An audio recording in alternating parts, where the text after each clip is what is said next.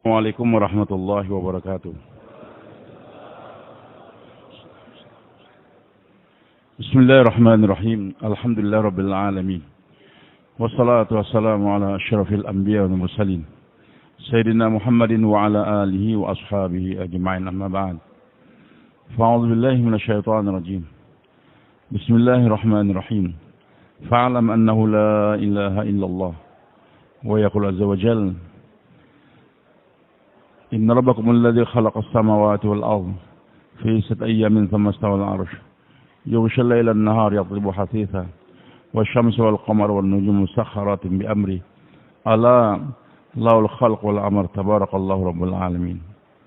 Wa yaqulu aydan man 'amila salihan min dzakarin aw untha wa huwa mu'minun falanuhyiyannahu hayatan thayyibah wa lanajziyannahum ajrahum bi ahsani ma kanu ya'malun.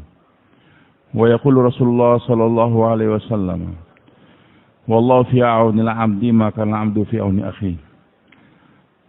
Wa yaqulu aidan man kana fi hajati akhihi wallahu fi hajatihi, atau kama qala Nabi sallallahu alaihi wasallam. Para ulama hadirin yang dimuliakan Allah Subhanahu wa taala. Lagi-lagi kita bersyukur pada Allah pada petang hari ini. Allah mudahkan kita untuk datang di Masjid Al-Muttaqin di markas kita di Jakarta ini. Ini merupakan tanda cintanya Allah kepada kita. Dihadirkan di salah satu masjid atau salah satu rumah Allah Subhanahu wa taala. Nabi kita Muhammad sallallahu alaihi wasallam telah sabdakan, Allah taala berfirman hadis qudsi, "Inna buyuti fil ardi al-masajid." Sesungguhnya rumah-rumahku di bumi adalah masjid-masjid. Wa zuwari fi ummaruha. Tamu-tamuku adalah orang yang memakmurkan masjid-masjid. Jadi siapapun yang datang memakmurkan masjid, dia adalah tamu-tamunya Allah. Maka Allah katakan selanjutnya, fatuba li 'abdin. Maka beruntunglah bagi seorang hamba, tatahhara fi baiti tsumma zara fi baiti. Yang dia bersuci di rumah dia, kemudian dia mengunjungi aku di rumah aku. Fatu haqqun lil mazur ayyukrima zairahu. Merupakan satu kewajiban bagi yang dikunjungi untuk menghormati atau memuliakan yang mengunjungi. Allah Subhanahu wa taala al-mazur, yang dikunjungi.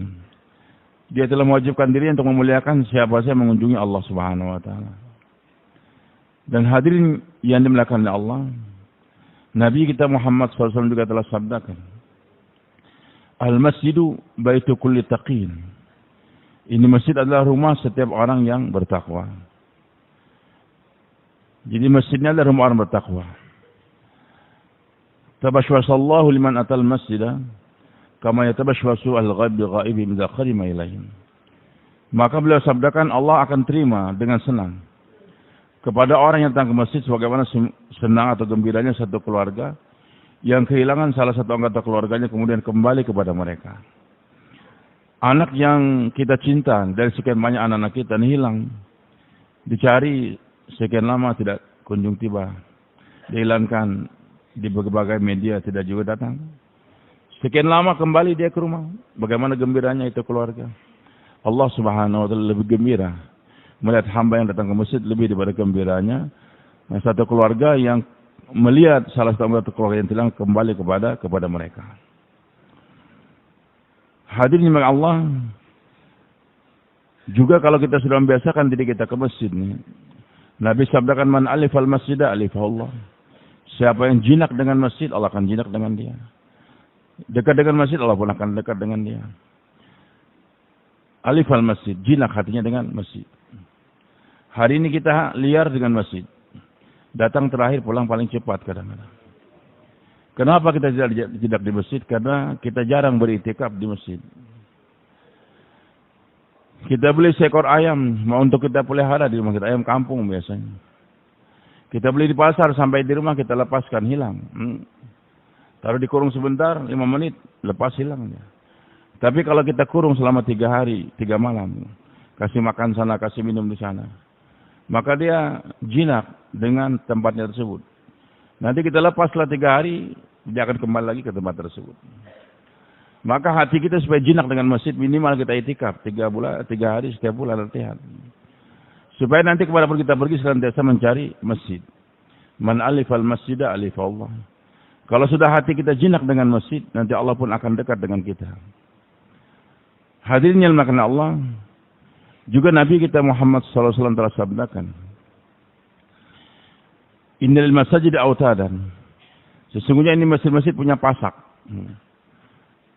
Jadi jamaah masjidnya, orang yang sering ke masjid dikatakan oleh Nabi autadul masajid. Pasaknya masjid. Dan masjid ini merupakan jantungnya kampung.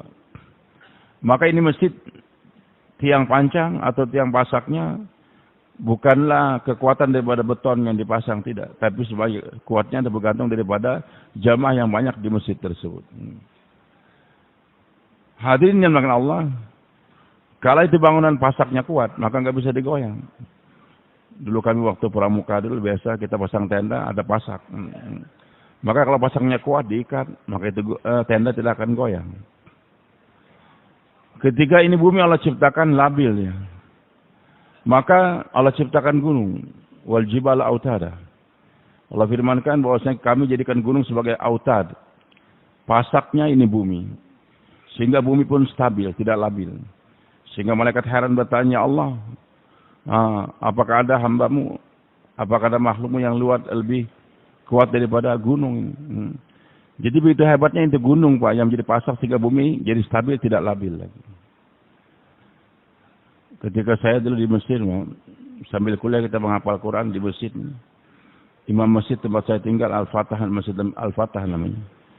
Itu imamnya doktor dia. Doktor ilmu geologi di Ain Sham University. Dia doktor dalam ilmu geologi, juga hafiz Quran, Masya Allah. Dan saya perhatikan kalau beliau mengimami sholat, beliau Ramadan jarang salah. Saya mengaji dengan beliau. Beliau katakan ini Allah katakan dalam Al-Quran, wal jibala autada. Gunung itu merupakan pasak daripada ini bumi. Beliau katakan pasak itu apa? Di dalamnya lebih kurang 2/3, di luarnya 1/3. Jadi kalau gunung itu tingginya 4 km. Puncak Himalaya berapa? Gunung Himalaya. Nah, ada yang mengatakan 4.000, yang mengatakan 6.000, yang 7.000. Anggaplah 8.000. Berarti di bawahnya 16.000. 16.000 meter. 2 kali lipat. Jadi gunung kita lihat, gunung itu tingginya 1 km. Berarti di bawahnya 2 km. Sehingga bumi jadi stabil. Nah hadirin, kestabilan ini masjid bergantung daripada jamaah masjid. Maka kalau itu masjid sederhana saja bangunannya. Tapi jamaahnya makmur, maka itu masjid nggak bisa digoyang, nggak bisa digoyang. Akan makmur, bertahan, tidak akan diterpa oleh kebakaran, banjir dan tsunami dan sebagainya, tidak. Selama itu masjid dimakmurkan oleh orang-orang yang autadul masajid. Selanjutnya Nabi katakan bahwasanya itu masjid-masjid memiliki pasak-pasak, itu jamaah masjid. Al malaikatu julasahum. Teman duduk mereka adalah para malaikat. Para malaikat. Bagi kita ini, setiap malam Jumat datang ke malam markas. Sesuai dengan arahan daripada syura alami kita. Bahwasanya malam Jumat, malam markas. Bawa orang baru, orang lama. Sebanyak-banyaknya membawa orang baru ke malam markas tersebut. Bahkan jamaah-jamaah yang bergerak pun di kota kita. Bukan sekarang Jakarta, sekitarnya ini. Malam Sabtu Guzari, malam markas bawa. Kembalikan itu jamaah ke markas. Di Jambi, jamaah gerak di kota Jambi. Maka malam markas kembalikan. Hari Jumat pagi tajkil. Nanti hari Kamis dikembalikan ke markas lagi. Sambil membawa orang baru. Di sana kita ikram deh. Kita layani dengan baik. Jadi supaya mereka, dan ini malam markas, malam sakral.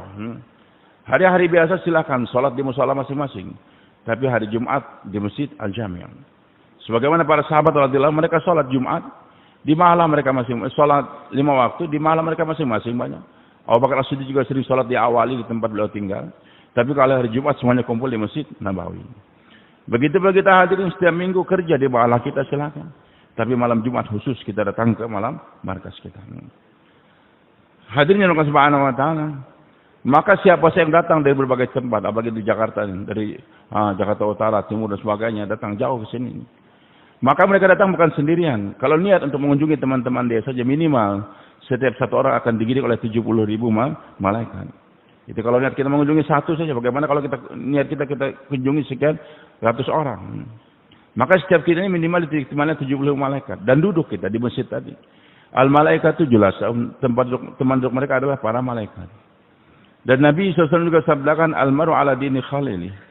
Orang itu bergantung daripada agama temannya. Falyanzur ahadukum man yukhalil. Maka dia perhatikan siapa yang dia temani.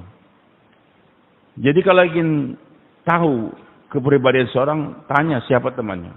Siapa temannya. Maka seorang penyair mengatakan, Al-mar'i la tas'al, was'al an qarini. Kalau ingin tahu seorang, jangan tanya itu orang. Tanya temannya siapa. Siapa? Teman. Karena hatinya orang itu akan terimbas dalam kehidupan dia kepada temannya tersebut. Maka Nabi katakan, hendaklah kamu tanyakan siapa yang kamu temani. Dulu kami waktu kecil ada satu orang ustadz, tiap hari atau dikenal dia guru di penjara.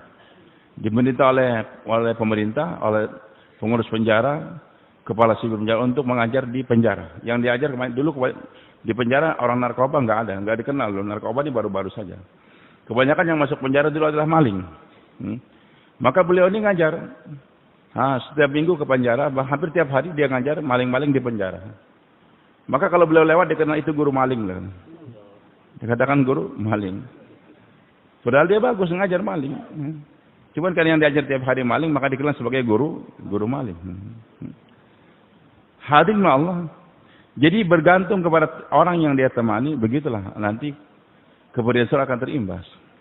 Nah kalau biasa kita duduk bersama dengan itu malaikat, dikatakan itu temannya malaikat, temannya para jalisul malaikat, teman duduk malaikat. Nanti hadirin dengan kita rajin memakmurkan masjid 5 kali sehari semalam. Maka bahkan ciri orang beriman, dia memakmurkan minimal 3 masjid. Berapa masjid? 3 masjid. Dalam Al-Quran Allah katakan innama ya'muru masajid Allah man amana billah. Hanya orang yang memakmurkan masjid-masjid Allah, itulah orang yang beriman kepada Allah di hari kemudian. Jadi dikatakan innama ya'muru masajid Allah al-hasr. Hanya orang yang memakmurkan masjid-masjid Allah. Masjid ini jamak, minimal 3. Nah, kalau 1 mufrad, 2 musanna, kalau jamak 3. Hadirin Allah. Jadi dalam kehidupan ini usahakan saya tuh harus punya target minimal memakmurkan 3 masjid. Nabi kita Muhammad SAW memakmurkan Masjidil Haram. Hijrah ke Madinah, sebelumnya ke Masjid Aqsa. Subhanallazi asra bi 'abdi lailan minal masjidil haram minal masjidil aqsa alladzi barakna hawlahu. 3 masjid yang dimakmurkan oleh Nabi kita Muhammad SAW. Dan 3 masjid ini fadilahnya beliau jelaskan. Salat di Masjidil Haram 100.000. Salat di Masjid Nabawi 1.000. Ada yang mengatakan 50.000 riwayat yang kedua. Di Masjidil Aqsa 500 kali salat. Jadi sama kita juga jangan ngendap satu masjid saja. Kamu jamaah mana? Masjid Ar-Rahman. Masjid yang lain enggak? Saya Ar-Rahman saja. Jangan. Usahakan dalam kehidupannya kita harus memakmurkan berapa? 3 masjid. Supaya wawasan berpikir kita semakin kuat. Masjid kita sederhana saja. Kita pergi ke masjid yang kedua ternyata lebih makmur. Sehingga kita semangat untuk memakmurkan masjid kita lagi. Pergi masjid yang ketiga ternyata kasihan. Sedikit orang yang sholat. Maka timbul rasa kerisauan. Hadirin Allah Subhanahu wa taala. Maka kalau kita biasa memakmurkan masjid, teman duduk kita adalah malaikat. Nanti 2 sifat itu malaikat pasti akan terimbas dalam kehidupan kita. Apa 2 sifat malaikat Allah katakan dalam Al-Quran? La ya'sunallaha ma amarahum wa yaf'aluna ma yu'mar. Jadi malaikat enggak pernah berbuat maksiat dan selalu taat. Jadi hilangnya kecondongan untuk berbuat maksiat dan semangatnya untuk taat kalau kita rajin di masjid. Kemudian Nabi sabdakan selanjutnya, fa in ghabu iftaqaduhum. Kalau mereka tidak hadir sekali saja, langsung dicari oleh malaikat. Jadi jamaah masjid ini dikenal oleh malaikat, sifulan. Enggak hadir sekali langsung dicari. Insya Allah orang yang 5 kali sehari sebelum di masjid tidak akan dimakan ular sendirian di hutan. Enggak bakal diterjang oleh singa atau mati bau busuk di rumah dia sampai seminggu enggak. Karena hari pertama saja tidak ada di masjid langsung malaikat cari dia. Kalau malaikat dapatkan dia meninggal dunia di rumah, langsung malaikat dibisikkan kepada hamba-hamba tertentu sehingga dia akan datang ke rumah tersebut, tidak dibiarkan mati seminggu berbau busuk, tidak. Karena pengalaman kita banyak orang-orang yang kita dapatkan. Pernah dulu saya di Mesir waktu kami tinggalin, rumah kita gedung flat. Ternyata dari lantai atas kita lewat bawah mencium bau yang tidak enak. Berkali-kali lapor polisi didobrak, ternyata betul sudah 1 minggu dia mati. Berbau busuk. Kenapa sampai mati berbau busuk? Karena jarang ke masjid. Kalau dia ke masjid tiap hari, sholat subuh nggak ada, langsung dicari mana si fulan. Oh dia sedang musafir, dia sedang sakit, ketahuan. Kalau memang jarang di masjid, siapa yang cari dia? Nah kalau dia sering di masjid, malaikat pertama cari dia tersebut. Hadirin yang dimuliakan Allah Subhanahu wa taala, maka kalau kata Nabi, fa in ghabu iftaqaduhum, kalau mereka tidak hadir langsung dicari. Wa in maridu aduhum, kalau sakit langsung malaikat yang mengunjungi pertama kali. Dan berkat dia mau memerintahkan masjid 5 kali sehari semalam, bahkan dengan 4 amalan dakwah, ta'lim wa ta'al zikir dan khidmat. Nanti wa in kanu fi amalin, kalau dia mengerjakan pekerjaan mereka sehari-hari sebagai pegawai negeri, petani, pedagang, polisi dan tentara, dalam pekerjaan mereka sehari-hari, malaikat akan membantu mereka dalam pekerjaan. Jadi jangan takut. Dengan waktu yang kita berikan untuk memakmurkan masjid, minimal 2,5 jam sehari semalam, bahkan lebih daripada itu lagi, nanti saat kita mengerjakan pekerjaan kita sehari-hari, pekerjaan kita akan dibantu oleh para malaikat. Hadirin yang dimuliakan Allah Subhanahu wa taala. Inilah untungnya kita rajin-rajin memakmurkan ini masjid. Tapi kalau jarang di masjid, berada di luar sana, maka apa yang terjadi? Nanti pergaulan kita bersama dengan iblis. Nanti 2 sifat iblis akan terimbas kepada orang yang jarang di masjid. Apa 2 sifat iblis? Aba, wastakbar, enggan dan sombong. Maka kita niat untuk membuka masjid insyaallah. Siap setiap malam Jumat bawa orang sebanyak-banyaknya. Malam Sabtu Zari. Mulai kapan kita mengajaknya? Dulu arahan awal-awal kita di Temboro hari Kamis. Dr. Salim mengajak hari Kamis pagi, pokoknya gerak saja ngajak orang ke malam markas. Bahkan masa kita katakan bukan mulai hari Kamis, mulai hari Jumat. Malam ini Jumat, besok Jumat, pulang ke rumah masing-masing. Yang enggak keluar, maka mulai tawarkan, jumpai orang baru. Nanti malam Jumat kita akan datang ke markas SA di Masjid Al-Muttaqin Ancol. Bersedia insyaallah. Hadirin yang dimuliakan Allah Subhanahu wa taala. Di sini kita bermuzakarah. Akan kebesaran Allah, keagungan Allah Subhanahu wa taala. Hadirin di markas dakwah kita berjumpa, berkumpul, bawa orang baru. Bagaimana kita mendengarkan arahan-arahan dan bayan-bayan daripada orang tua kita, bayan daripada kadang-kadang datang para masyayikh kita. Pentingnya memahami bahwasanya kejayaan, kebahagiaan bukan dalam kebendaan, tapi dalam amal-amal agama. Hadirin yang dimuliakan Allah Subhanahu wa taala. Allah telah menjelaskan lagi dalam Al-Qur'an bahwa kejayaan, kebahagiaan manusia bukan dalam kebendaan, tapi dalam amal. Tapi memang misunderstanding dalam kehidupan manusia sering terjadi sejak zaman dahulu sampai zaman sekarang. Zaman dahulu sampai zaman sekarang berlanjut. Apa kesalahpahaman, misunderstanding dalam pemahaman manusia tersebut? Fa'amal insanu idza mabtalahu rabbuhu fa'akramahu wa na'amahu fayaqul rabbi akraman. Wa amma idza mabtalahu faqadara 'alaihi rizqahu fayaqul rabbi ahanan. Begitulah pandangan manusia sejak dahulu hari sampai sekarang. Fa'amal insan, adapun itu manusia. Fa'amal insan idza mabtalahu rabbuhu, apabila diuji oleh Rabbnya. Ujiannya berupa apa? Fa'akramahu, diberikan kedudukan. Menang dalam pilpres, jadi presiden dia. Atau menang dalam pilkada, jadi gubernur, bupati dan sebagainya. Jadi manajer di sebuah perusahaan, kedudukan ada, jadi Kapolri, jadi Kapolda dan sebagainya. Jadi Pangdam dan seterusnya. Maka ketika diberikan kedudukan, seiring dengan kedudukan, wa na'amahu, diberikan kenikmatan. Beda fasilitas yang diberikan kepada presiden dengan gubernur beda, dengan bupati juga beda lagi, dengan camat juga beda. Seiring dengan jabatan tentu ada fasilitas yang akan diberikan kepada dia. Maka ketika manusia memiliki kedudukan dan fasilitas yang diberikan, pada itu ujian. Tapi manusia membuat suatu konklusi dalam kehidupan dia, kesimpulan, Rabbi akraman, aku sekarang telah mendapatkan kemuliaan. Jadi dalam pandangan umum manusia bahwasanya kemuliaan itu didapatkan dengan adanya kedudukan, dengan banyaknya fasilitas yang diberikan dalam kehidupan. Wa ma idza mabtalahu faqadara 'alaihi rizqahu fayaqul rabbi ahanan. Tapi kalau manusia diuji, kedudukan tidak ada. Kemiskinan datang, harta tidak ada. Lantas dia mengatakan, Rabbi ahanan, aku sekarang telah dihinakan dalam kehidupan. Jadi manusia merasa hina kalau nggak punya duit, nggak punya jabatan.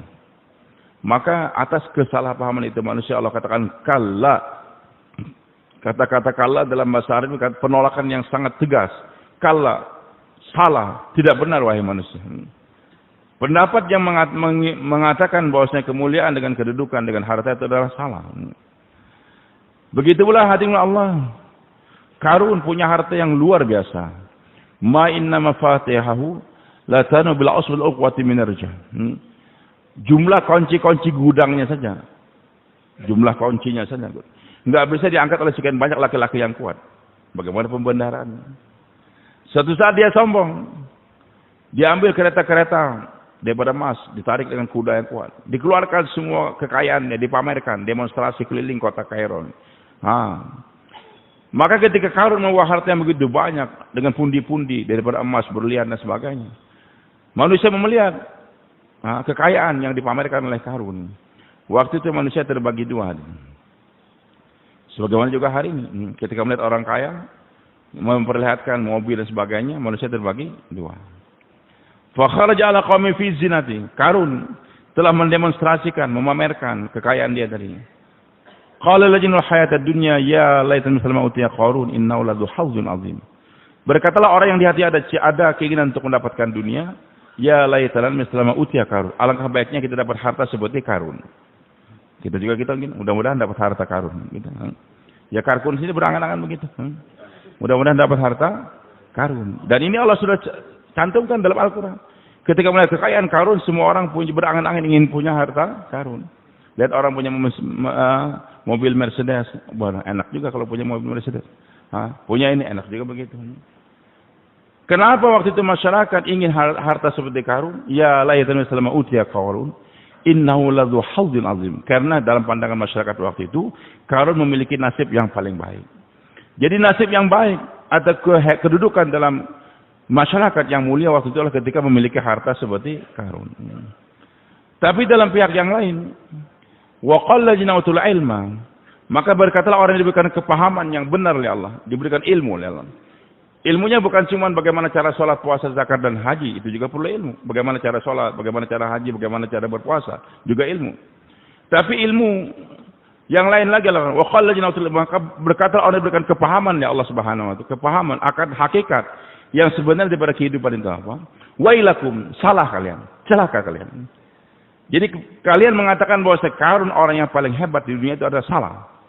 Yang benar itu apa? Thawabullahu khairun liman amana wa amila sholihan. Pahala yang Allah berikan bagi mereka yang beriman dan beramal soleh. Itu thawabullahu khairun. Pahala yang Allah berikan itu lebih baik. Liman amana wa amila sholihan. Lebih baik daripada harta Qarun bagi orang beriman dan beramal soleh. Jadi ganjaran daripada iman dan amal lebih hebat daripada harta Qarun semuanya. Tapi mereka katakan wala yulaqaha illa sabirun. Tapi nggak bisa ngomong kayak begini kecuali orang yang sabar. Sabar kalau kita nggak makan itu biasa, Pak. Makanan nggak ada, semua sabar itu biasa. Tapi kita diundang makan 5 orang, kasih semua dada ayam. Kita kebagian cekernya saja. Atau terlambat dia dikasih. Kata tuan rumah, fadlu silakan makan. Kita nggak kebagian, tunggu dulu, pesan dulu. Maka bersabar lihat orang yang lapar nikmat itu berat. Kalau sama-sama nggak punya kenikmatan, ya enak saja bersabar. Tapi ketika melihat orang lain dapat nikmat dan kita tidak terkesan dengan harta orang, itu sabar yang luar biasa. Wala yulaqaha illa as-sabirun. Sabar, nggak terkesan dengan kekayaan orang lain. Hadirin yang Allah. Maka tadi orang yang diberikan kepahaman yang benar oleh Allah mengatakan wailakum, salah kalian. Salah kalian. Begitulah dalam ayat yang lain Allah firmankan wailul likulli humazatin lumazah. Celaka di dunia dan neraka wail di akhirat bagi likulli humazatin lumazah. Bagi orang yang suka mengolok-olok, mencibir. Datang para nabi dia olok-olok, tentang agama dia hinakan. Tidak serius, tidak memahami kehidupan yang arti kehidupan yang sebenarnya. Maka yang Allah katakan humazatil lumazah itu siapa? Alladzi jama'a amalan wa'adada. Orang yang kehidupannya hanya diisi jamaah malan, mengumpulkan harta, wa'adada menghitungnya. Siang hari sibuk mengumpulkan harta, malam hari sibuk menghitungnya. Saya tidak katakan mencari harta itu salah, tidak. Menghitung harta itu tidak salah. Tetapi yang salah apa? Allah katakan dalam Al-Quran, kegiatannya orang yang humazatil jamaah amalan wa'adadahu. Yang salah ini, yahsabu anna malahu akhlal. Dia meyakini bahwa harta yang membuat dia berprestise, harta yang membuat dia bergengsi di dunia. Jadi hari Allah, dia sibuk untuk mencari harta di dunia siang hari, dia hitung malam hari, karena dia yakin bahwa harta membuat dia kekal di dunia ini, akan dikenang senantiasa. Ya sebab nama atas kesalahpahaman itu manusia juga Allah katakan kalla, sama sekali tidak benar. Hadirin yang Allah, harta tidak salah. Yang salah itu meyakini bahwasanya harta yang akan membahagiakan dalam kehidupan tersebut. Nah, yang benar itu apa? Allahu Akbar. Ketika saya belajar di pesantren dulu di Jawa Timur, guru kami mengatakan sampai sekarang juga masyarakat Amerika, di Eropa, di Australia, masyarakat orang kafir atau non-muslim, kalau takut mengatakan kafir, mereka katakan time is money. Time is money. Waktu adalah duit. Kenapa dikatakan waktu adalah penting? Umumnya kan begitu kan. Mereka katakan time is money, ini satu akidah. Duit itu harus digunakan, waktu harus digunakan untuk mencari duit. Karena kalau sudah duit terkumpul, nanti segala kebutuhan hidup akan kita dapatkan, terselesaikan. Maka beliau katakan, jangan santri-santriku, jangan ikut-ikutan mereka mengatakan time is money, but time is duty and responsibility. Jadi jangan mengatakan waktu adalah duit, tapi waktu merupakan tugas dan tanggung jawab. Jadi waktu yang Allah berikan kepada kita, Pak, dari pagi sampai petang, petang sampai pagi, adalah untuk tugas dan tanggung jawab. Waktu bukan cuma dilalui, tapi harus diisi. Pasti berlalu, berlalu. Bahkan akan melebur, seperti es. Jadi umur manusia ini kata masyarakat itu seperti air es batu. Pasti akan meleleh. Cuma lelehannya di mana? Kalau kita biarkan di jalan terbuang. Kalau masukkan dalam mangkok nanti akan kita minum air segar. Jadi waktu bukan hanya dilalui, pasti berlalu. Cuma harus diisi. Diisi dengan apa? Wal asr, demi masa. Innal insan, setiap manusia lafi khusr. Setiap detik daripada waktu kita pasti akan mengalami kerugian. Siapa yang enggak rugi bukan orang yang banyak harta, banyak tidak. Illal ladzina amanu wa amilus solihati pertama. Mereka yang mengisi kehidupan dia yang beriman kepada Allah dan beramal saleh. Beriman di hatinya adalah la ilaha illallah. Kemudian dalam gerak tubuh dia dari ujung rambut sampai ujung kaki 24 jam wa amilus solihat. Yaitu beramal saleh, melaksanakan perintah Allah ikut cara Nabi kita Muhammad sallallahu alaihi wasallam. Termasuk salat, puasa, zakat, haji dan sebagainya. Jadi yang pertama sekali kehidupan harus diisi dengan keyakinan kepada Allah 24 jam. Bagaimana saya yakin saya jangan berinjak daripada Allah Subhanahu wa taala. Dan hadirin Allah, memang kita kadang diuji iman kita. Yazid wa yanqus, kadang naik, kadang turun. Itu iman kita. Maka kita ingin bagaimana setiap saat jangan sampai hati kita lepas beriman kepada Allah Subhanahu 24 jam. Yakin bahwa setiap yang disebut dengan segala kecuali Allah Subhanahu wa taala. Ini yang pertama. Hadirin Allah, para anbiya ajaran mereka yang pertama beriman pada fa'alam annahu la ilaha illallah. Ketahuilah, tiada yang disebut dengan sebenarnya kecuali Allah. Nabi Musa alaihissalam di Bukit Tur Sina sana, setelah dia akan menjadi nabi, Allah kata fastami' lima yuha. Wahai Musa, dengarkan pelajaran yang pertama akan diwahyukan pada kamu. Apa pelajaran pertama? Innani anallah la ilaha illa ana. Wahai Musa, ketahuilah sungguh aku Allah. Tidak ada yang disembah dengan sebenarnya kecuali aku, kecuali Allah Subhanahu wa taala. Jadi hadirin, la ilaha nafi illallah isbat. Keluarkan daripada hati kita keyakinan yang tidak benar kepada makhluk. Tanamkan yakin semata-mata kepada Allah. Bahwasanya yang mampu berbuat segala-galanya hanyalah Allah Subhanahu wa taala. Bahkan ala kulli syai'in qadir. Allah mampu berkuasa atas segala sesuatu. Apa yang berkuasa atas segala sesuatu mampu berbuat di luar batas daripada kemampuan fikir manusia. Itu namanya ala kulli syai'in qadir. Di luar jangkauan pikir kita, Allah mampu untuk berbuat. Kaum Ad, bangga dia. Telah kaum Samud, bangga membuat rumah, real estate daripada gunung-gunung yang mereka pahat. Menantang Nabi Saleh alaihissalam, wahai Saleh, apa yang bisa kau lakukan? Kami sekarang telah memahami itu gunung-gunung. Jadi hitul jibal buyuta. Kamu apa? Mampu enggak? Allah keluarkan onta dari itu gunung. Menantang. Dan mereka yakin Nabi Saleh tidak bisa berbuat apa-apa. Tapi seorang Nabi hubungannya dengan Allah. Nabi Saleh katakan mampu. Akhirnya Allah belah itu batu. Keluar seekor onta. Bukan onta biasa. Onta yang hamil. Keluar dari itu batu langsung melahirkan. Siapa yang bisa mengeluarkan onta dari batu? Bahkan hamil lagi. Kapan dia dibuai oleh jantannya tersebut? Tanpa ada jantan dalam batu sana. Allah mampu untuk menciptakan onta yang hamil. Ala kulli syai'in qadir. Nabi Musa alaihissalam di Tur Sina sana. Allah katakan izhab ila fir'auna innahu tagha. Wahai Musa, pergi. ke rumah Firaun. Firaun itu orangnya keras kepala. Siap berangkat ke rumah Firaun, tapi ingat di bawah gunung ada istri, ada anak, ada kambing banyak. Kalau saya berangkat, siapa yang ngurusi anak saya? Siapa yang ngurusi istri saya? Ya wajar, seorang manusia harus memikirkan bagaimana anaknya, bagaimana juga istrinya tersebut. Tapi perintah Allah berangkat langsung. Terbetik di hati beliau bagaimana? Bukan berarti sengaja membiarkan anak begitu, tapi ada perintah Allah Subhanahu wa taala. Dari kalau sudah bertentangan antara perintah Allah dengan keperluan kita, pasti Allah akan cukupkan keperluan kita tersebut. Allah perintahkan kita untuk menjaga anak kita, melihara anak. Tapi suatu saat sembelih itu anak. Sembelih itu anak. Berarti Allah tahu di balik itu perintah nanti pasti ada kejayaan. Heran Nabi, bagaimana saya berangkat? Istri saya gimana? Allah katakan, wahai Musa, di dalam tafsir Al-Alusi juz 12, "Wa min dabbatin fil ardi illa 'ala Allahi rizqu mustaqarrah." Wahai Musa, pukul itu batu. Dipukul, belah itu batu. Ternyata masih ada batu lagi. Dan memang tongkat Nabi Musa tongkatnya aneh. Saya pernah baca satu buku tipis saja, satu orang ulama menulis dari Palestina dia. Itu tongkat keajaiban tongkat Nabi Musa sebelum dan sesudah Nabi.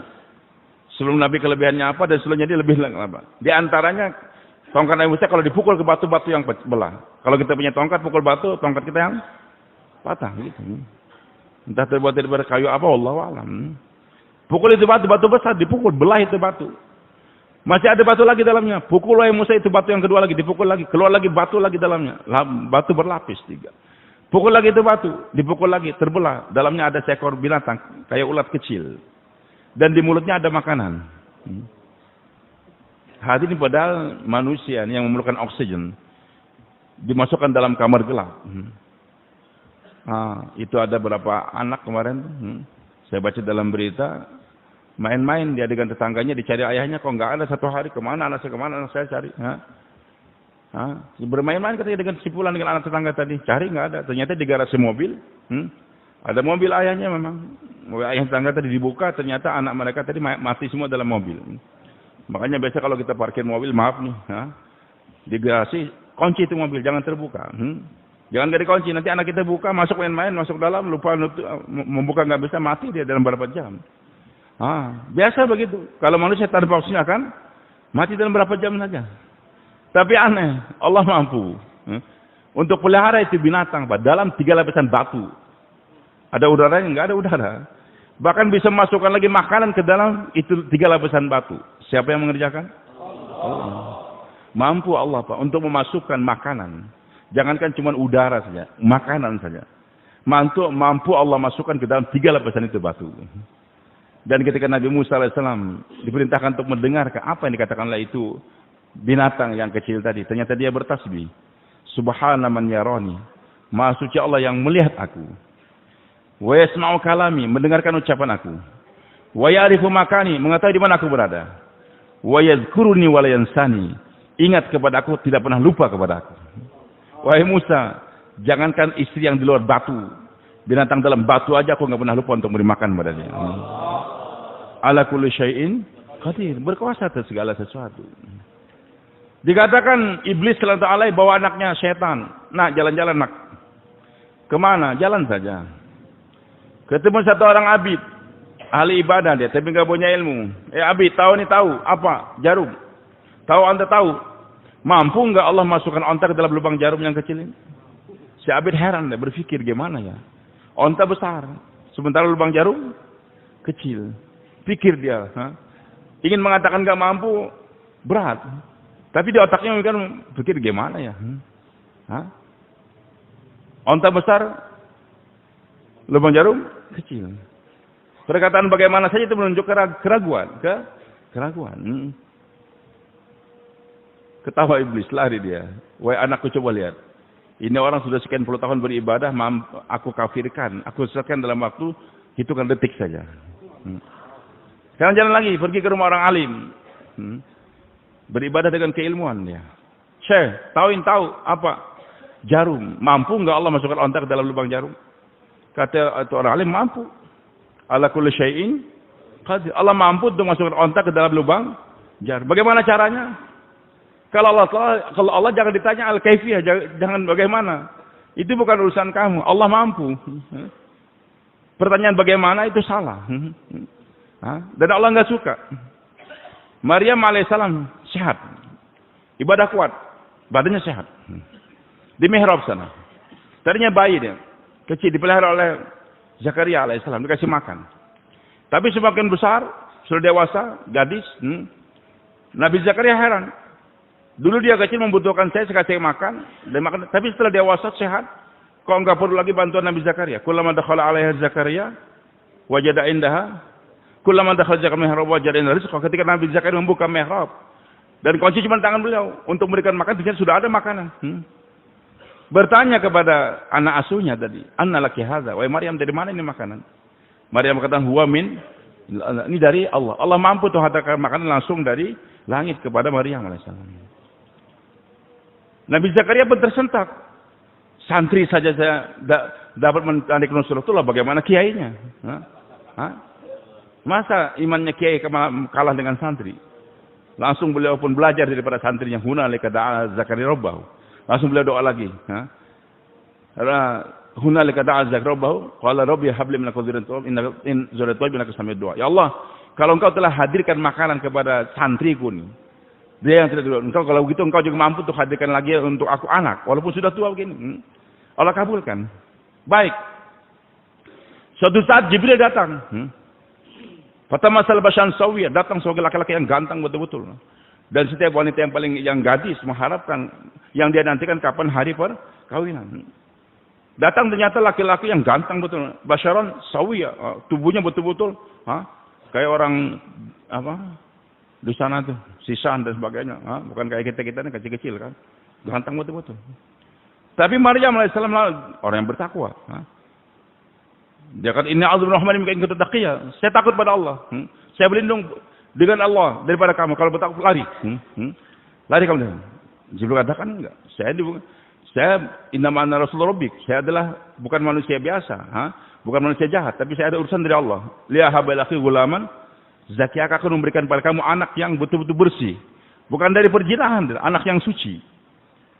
Maryam berkata, "Anna yakuni li gulam wa lam yamsasni bashar." Bagaimana aku akan dapat anak? Bagaimana aku dapat anak? Padahal aku belum disentuh oleh laki-laki, dan aku bukanlah penzina. Pertanyaan Anna, dari mana?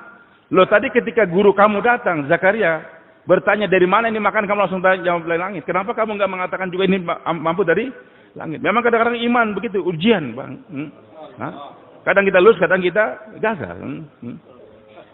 Maka bertanya Maryam, bertanya berarti menunjukkan iman waktu itu sedang turun, ketakutan. Bagaimana? Jibril, Allah mampu, Allah mampu. Nah, biasanya orang kalau sedikit saja goncangan imannya terjadi, Pak, rezekinya akan disusahkan sedikit oleh Allah. Jadi kemudahan rezeki itu, kemudahan dalam kemudahan hidup bergantung daripada iman. Baik, sudah datang Jibril alaihissalam, tiupkan ke mulutnya Maryam alaihissalam, langsung hamil. Dan kehamilan Maryam aneh, bukan 9 bulan 10 hari, tidak, hitungan detik saja. Setelah ditiupkan, fahamalat, langsung hamil. Setelah hamil, maka langsung sakit perut, mau melahirkan. Jadi bukan berhari-hari, 1 hari nggak nyampe. Nabi Maryam radhiyallahu anha itu mengandung Nabi Isa dalam hitungan detik saja, Pak. Bukan 1 hari, nggak sampai. Langsung ditiupkan, langsung hamil, langsung sakit perut, maka beliau pun keluar. Melahirkan jangan dalam mihrab, maka di pohon korma sana. Dan walaupun cepat, sakit juga. Yang namanya melahirkan itu adalah perempuan sakit, lemah badan. Hari yang paling lemah bagi perempuan adalah saat dia sudah melahirkan. Lemas, lapar. Untuk makan, Allah katakan huzi ilaika bidinakhla, wahai Maryam, goyang itu pohon korma. Huzi bukan sentuhkan. Kalau sentuhkan ilmasih, ini huzi, goncangkan. Tu sakit alaihi rutaban, jadi akan berjatuhan. Kok kenapa digoncang? Aneh. Dulu ketika Maryam sehat, enggak disuruh menggoncang, angkat tangan saja doa. Sekarang sakit suruh menggoncang lagi. Seharusnya justru waktu dia semuda, wahai Maryam, goyangkan itu tiang-tiang mihrab, nanti berjatuhan korma. Enggak disuruh menggoyang, tapi ketika dalam keadaan sakit, masih disuruh menggoyang pohon korma kokoh. Perempuan yang lemah suruh menggoyang, kenapa? Kenapa, Pak? Disuruh menggoyang.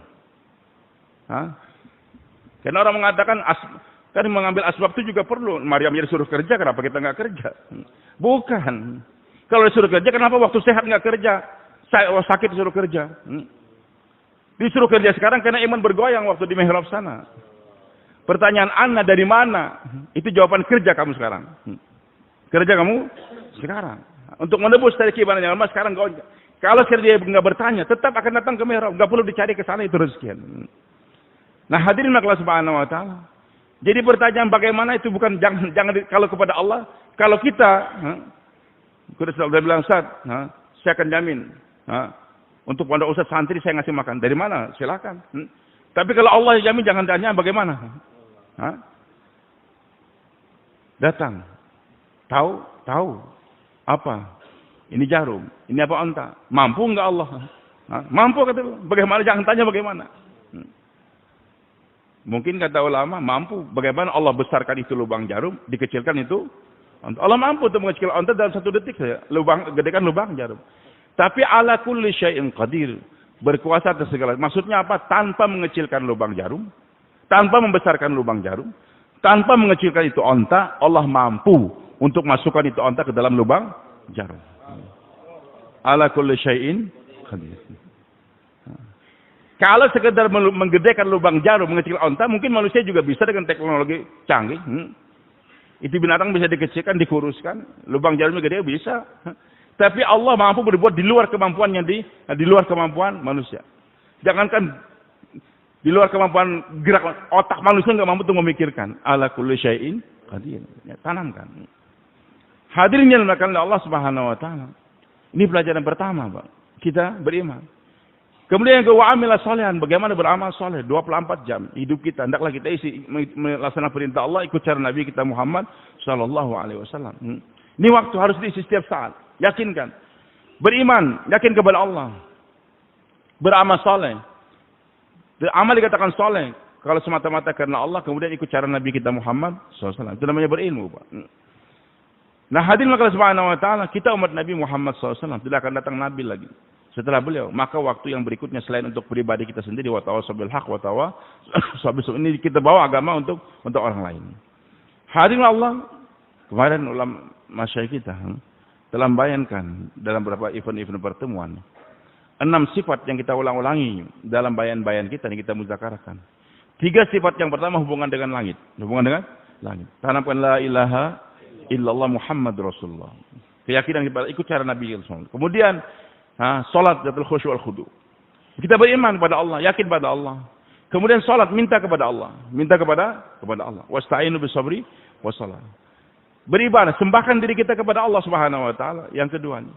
Tapi bagaimana supaya iman saya benar, ibadah saya benar, maka perlu ilmu ma'azikir. Tanpa keilmuan hadirin tidak akan diterima ibadah kita dari Allah. Iman kita juga tidak akan diterima tanpa ilmu. Maka penting, di samping kita mengaku beriman pada Allah, kerjakan itu sholat. Tapi ibadah kita tidak akan diterima tanpa ada keilmuan. Maka kita lagi-lagi belajar dan belajar. Dekati alim ulama. Dan Nabi SAW ingin bagaimana ini umat jangan stagnan. Jangan stagnan. Saya terkesan, Pak, melihat orang Mesir ini, Masya Allah. Karkun-karkun di Mesir. Dan saya pertama kali memang ikut kenal dakwahnya di Mesir. Itu banyak orang Mesir itu, teman-teman saya juga waktu saya pertama ikut dulu, nggak bisa baca Quran dia.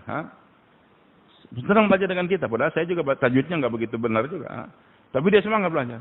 Tapi nanti 3-4 tahun kemudian sudah menjadi hafiz-hafiz Al-Quran. Jadi karkun yang paling banyak hafal Quran di dunia ini orang Mesir, Pak. Kalau anak kecil yang banyak hafal Quran, memang Pakistan, India, nggak bisa dikalahkan. Tapi ahbab yang paling banyak hafal Quran setelah ikut dakwah orang Mesir. Orang Indonesia jarang. Bahkan saya sering ilankan kalau ada karkun di Indonesia ya, yang biasa pegawai apa segala macam. Setelah ikut dakwah, lantas dia ingat dia hafal Quran dan hafiz Quran. Minimal saya kasih 1 kambing, insya Allah. Insya Allah saya nggak dusta. Ustaz, alhamdulillah saya ikut dakwah sejak saya SMA dulu, dan saya perguruan tinggi sekarang jadi pegawai sudah hafal Quran dalam waktu 15 tahun. Saya kasih kambing 1. Ada cash, ini malam cash, 2,5 juta. Ada, Pak? Ada nggak? Yang sejak dia ikut dakwah, maaf nih, dia nggak pernah ngapal Quran.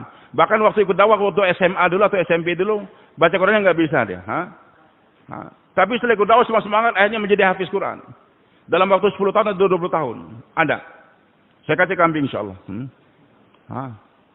Di Mesir banyak, Pak. Di Mesir Banyak. Kesemangatan mereka untuk meningkatkan keilmuan itu kuat. Kita enggak. Sudah 10 tahun dalam dakwah hafalnya 10 surah terus. Dan kalau bayan, mafhumnya. Itu mafhumnya dulu awal-awal dakwah. Setelah kita 10 tahun jangan mafhumnya, baca. Awal pertama kali saya ke Pakistan memang tahun 86. Sering dengar bayan Bayi Wahab. Mafhumnya beliau.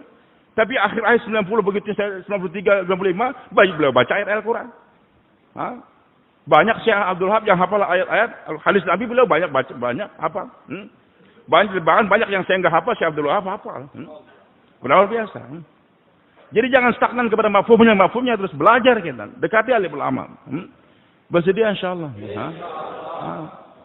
Nanti ada yang meninggal dunia, ayahnya meninggal, tolong mandikan. Maaf Pak, kami orang tabligh enggak bicara masail. Goblok kamu. Belajar selama 40 hari bagaimana cara mandikan mayit. 40 hari kita kalau Allah mau usahakan adab makan, adab tidur sekali saja. Jangan tiap hari. Jangan tiap hari adab makan, adab tidur tiap hari sehingga pulang suka makan, suka tidur. Cukup sekali saja atau 2 kali maksimal. Nanti hari berikutnya infiradi saja. Ada orang baru, Ustaz Abdul Wahab, tolong ajarkan di adab makan di pojok sana. Ajarkan adab tidur.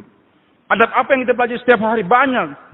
Bagaimana ada berwudu, bagaimana ada sholat, bagaimana ada menghormati ulama, bagaimana cara memandikan mayat, bagaimana cara sholat menjalankan mayat. Sehingga kita pulang menjadi orang yang berilmu. Hadirin subhanahu wa ta'ala tidak akan diterima hubungan dengan lain tanpa ada keilmuan tersebut. Sehingga nanti kartun merasa berhajat kepada ulama, berhajat merasa penting kepada ulama, menghormati ulama. Tapi kalau tidak, nanti merasa lebih hebat daripada ulama. Sehingga dengan bangga dia bayangkan, kalau kita enggak 4 bulan, enggak akan paham agama walaupun dia ulama. Dan ulamanya ada depan, kamu juga enggak paham agama, ada. Di salah satu markas saya pergi kemarin, Ustaz ada ulama kita tersinggung, dia ada karkun. Tapi ada karkun yang jos juga bayan, dia bukan ulama. Ini kamu saja ulama, kalau enggak 4 bulan enggak akan paham kamu. Cepat 4 bulan, enggak bisa Pak. Ini kayak Uzair menggelepar waktu itu mendengar itu bayan di Temboro. Salah seorang orang lama kita bayan di Temboro. Beliau marah. Maka saya yakin, saudara saya almarhum Kiai Uzair kalau hidup itu Temboro pasti SA Pak. Kalau enggak SA penggal saya punya kepala insyaallah. Sifat yang ketiga ilmu ma'azikir. Bagaimana kita tambahkan keilmuan kita. Dekati alim ulama, menghormati alim ulama. Supaya kita ada kesemangatan juga untuk menambahkan keilmuan tersebut.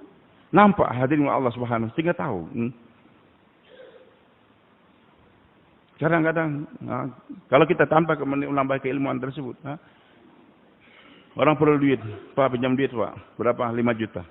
Terus ini kendaraan saya, saya serahkan sebagai jaminan. Maka dia bilang 5 juta. Yang menjaminkan uang 5 juta karkun juga, yang dipinjamin juga karkun juga. Terus karkun jalan, gunakan itu kendaraan ke markas, ke kendaraan siapa? Kendaraan Ustaz Abdul, kendaraan si fulan. Saya ngasih dia utang dan saya kasih dia ke motor. Padahal menggunakan barang jaminan itu haram dalam Islam. Jaminan nggak boleh kita ambil, itu riba berarti. Bahkan kita bonceng lagi karkun yang lain. Dan nggak ada terkesan apa-apa. Padahal dalam hukum Islam, barang jaminan mobil ke rumah nggak boleh kita gunakan. Walaupun diizinkan. Pak ini istri saya Pak, saya izinkan mencium dia.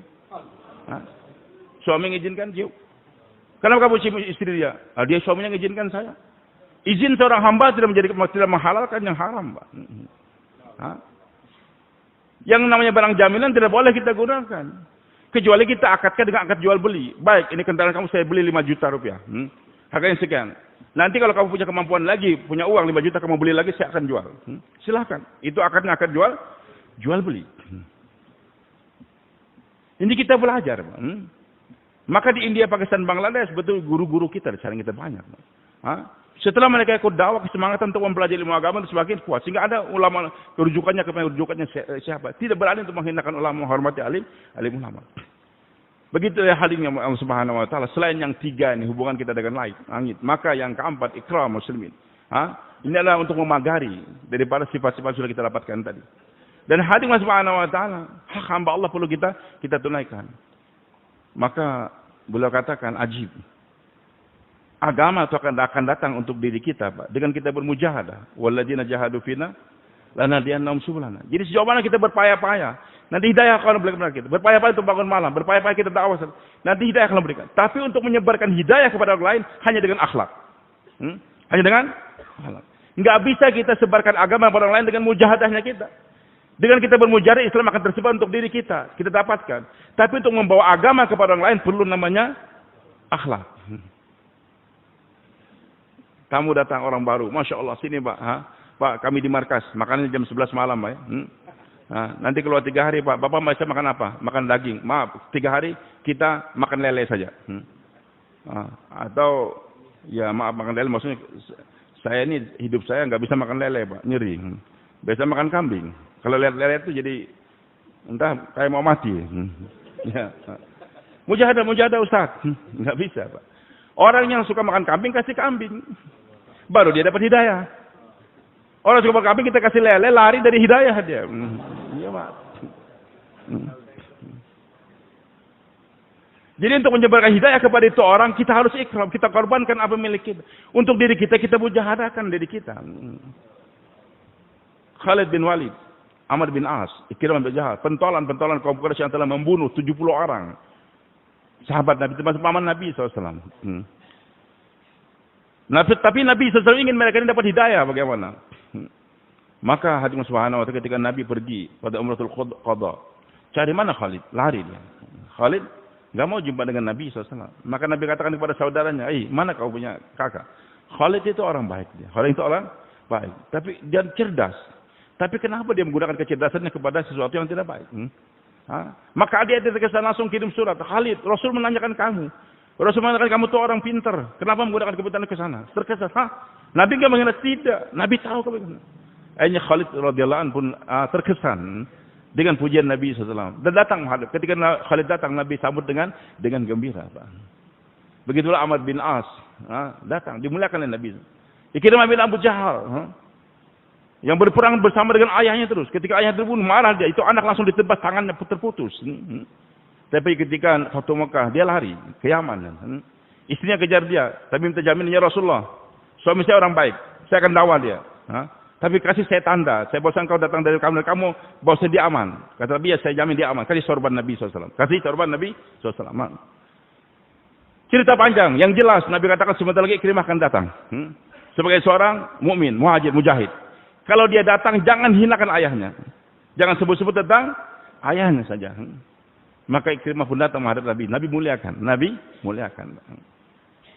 Wahsy begitu juga. Telah merobek-robek dada Hamzah. Sampai Nabi enggak kuat. Lihat pamannya telah terbunuh dengan lembing, dirobek oleh Hindun lagi, dikunyah-kunyah lagi jantungnya, tapi enggak bisa dimakan. Allah jagakan. Nabi enggak kuat. Lihat pamannya dibunuh. Akhirnya Nabi SAW mengatakan, wahai paman, kalau aku nanti berkuasa mengalahkan mereka, la ummas lil musul, saya akan cencang mereka juga. Nabi ingin nembus darah pamannya, saya akan cencang juga. Biasanya misalnya seorang Nabi, beliau Nabi tapi juga suka manusia juga. Lihat pamannya banyak membantu beliau, membela beliau. Beliau akan demikian, maka misalnya seorang manusia juga terucapkan, ya Rasul, wahai paman, akan saya balas mereka juga. Tapi Allah katakan kepada Nabi dan juga kepada sahabat, fa in aqabtum fa aqibu bimithli ma uqibtum. Kalau kamu ingin membalas, balaslah. Tapi bimithli ma uqibtum, setimpal, jangan berlebihan. Kalau dipukul 3 kali, pukul juga 3 kali, jangan lebihan. Wala in sabartum wa khairu sabirin. Tapi kalau kamu sabar, itu lebih bagus. Kalau membalas silakan, tapi jangan berlebihan. Kalau bersabar itu lebih bagus.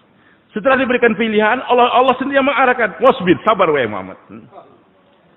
Tadi diberikan pilihan mau membalas silakan, tapi jangan berlebihan. Kalau kamu memaafkan itu lebih bagus. Sekarang taskil aja, wasbir, sabar wahai Muhammad.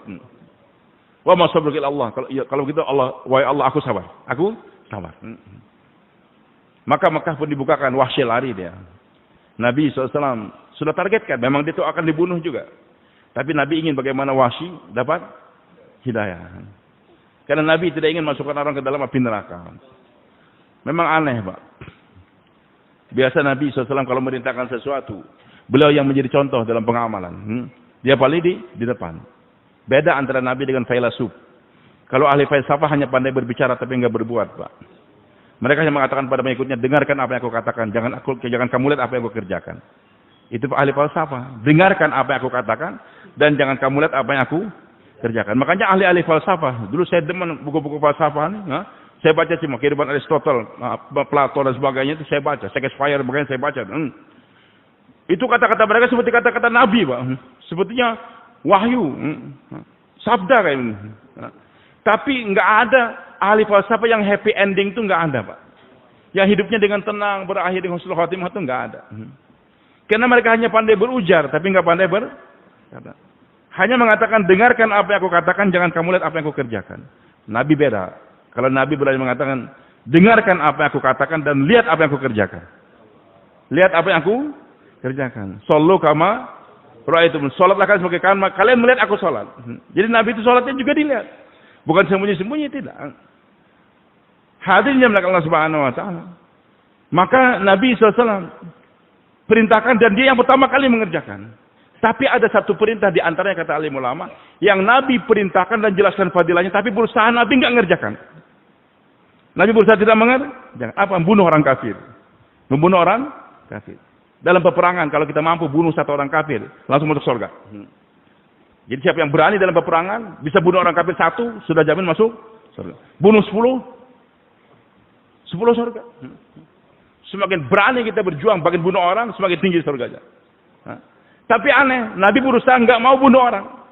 Selama bisa nggak bunuh, Nabi nggak mau bunuh. Maka dalam hidupnya Nabi hanya sekali aja bunuh orang. Itu karena terpaksa Ubay bin Khalaf juga. Pertama dia sombong waktu di Mekah. Dia pelihara kuda. Dia katakan, "Wahai Muhammad, saya akan bunuh kamu di atas kudaku nanti." Nabi katakan, "Aku akan bunuh kamu." Ketika perang Uhud, dia cari mana Muhammad SAW. Hari ini kalau dia nggak mati, aku yang akan mati.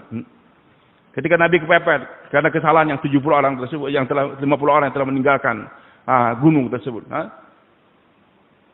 Maka dia cari mana Muhammad sana. Langsung dia kejar dengan kudanya. Sahabat menghadang Nabi, biarkan saja. Setelah mendekat, Nabi ambil lembing daripada sahabat, dilemparkan. Kena. Ada dua riwayat. Riwayat pertama kena leher dia, riwayat yang pertama kena selangkangan dia. Sedikit saja tersentuh. Langsung terjatuh menggelepar dia kesakitan. Kembali ke kemah dia sendiri. Dibawa pulang ke Mekah. Teriak-teriak terus. Abu Sufyan katakan, "Kenapa kamu? Ini kan cuma goresan sedikit." Teriak. Katakan, "Wahai Abu Sufyan, jangankan ini goresan. Kalau Nabi Muhammad meludah saja, aku yakin aku akan mati." Hanya dia yang dibunuh oleh Nabi SAW. Jadi Nabi berusaha untuk tidak membunuh orang. Kenapa? Karena Nabi ingin menghantarkan umat ke surganya Allah Subhanahu wa taala. Salah seorang masyayikh kemarin bayan pada Profesor Abdul Rahman Abu Bakar As-Siddiq radhiyallahu anhu, beliau dikhianati di zaman Nabi SAW. Mati terbunuh. Yang membunuh masuk Islam di akhirnya. Abu Bakar jadi khalifah. Kata orang, Abu Bakar tidak bunuh orang. Yang bunuh anak kamu itu dia orang. Abu Bakar tahu. Dan itu orang juga merasa, berarti Abu Bakar akan marah sama saya. Tapi Abu Bakar As-Siddiq kalau katakan, panggil dia, "Saudara sini. Jangan takut. Wahai saudaraku, sesungguhnya anak-anak panah kalian lebih mulia daripada anak-anak panahnya kami." Anak panahnya kalian, kita kan diajar untuk diperintahkan untuk belajar mana latihan kita mana. Kalau bisa di atas kuda, latihan silakan. Tapi kata Abu Bakar, sesungguhnya anak-anak panahnya kalian lebih mulia daripada anak-anak panahnya kami.